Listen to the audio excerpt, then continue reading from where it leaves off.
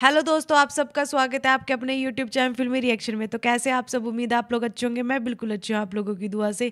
तो दोस्तों, आज जिस वीडियो का मैं रिएक्शन लेके आई हूँ वो है रसगुल्ला सॉन्ग, और ये है समर सिंह एंड शिल्पी राज, और जिसमें मॉडल है वो है रक्षा गुप्ता। तो ये बहुत ज़्यादा चल रहा है गाना, तो मैंने सोचा मैं भी आप लोगों के साथ ये गाना देख लेती हूँ। गाने का नाम है रसगुल्ला।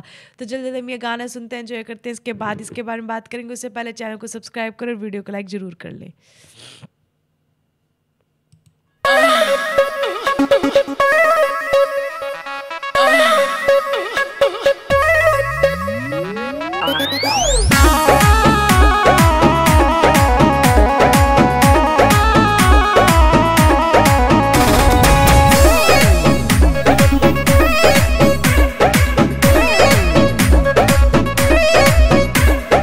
सज संवर के गईलो जब सैया जी के पास, मिलन वाली रात भइल बात कौन खास। का हो का भइल?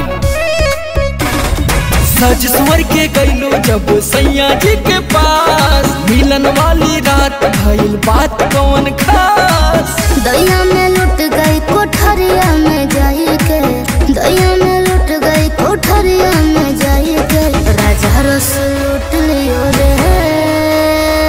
का भइल? रसगुल्ला खिलाई के।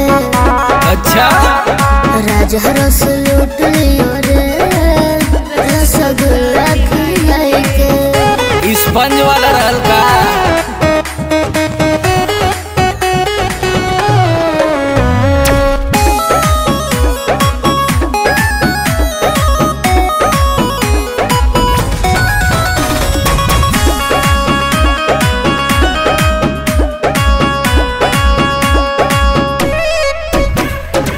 गोट गोट पी गइल दूध के गिलास रे, तोहरो मीठा वाले होई पियास रे।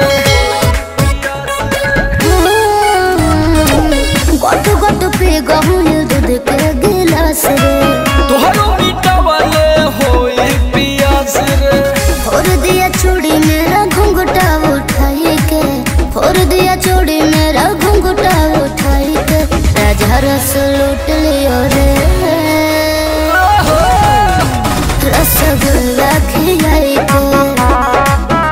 हरे राजा रस लूट लियो रे, रसगुल्ला खिलाई के। अरे तब तो तारों के मजा आई होई।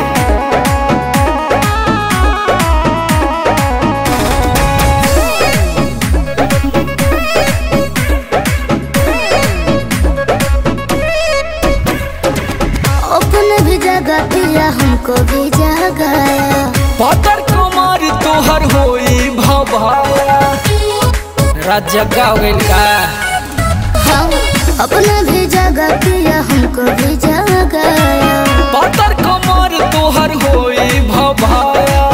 दिल खुश कैले समर को रसोताई के, धन हो गनी नितिन लौकी के कही के, राजा रस लूट लियो रे, हाय हाय हाय हाय। रसगुल्ला खिलाई के।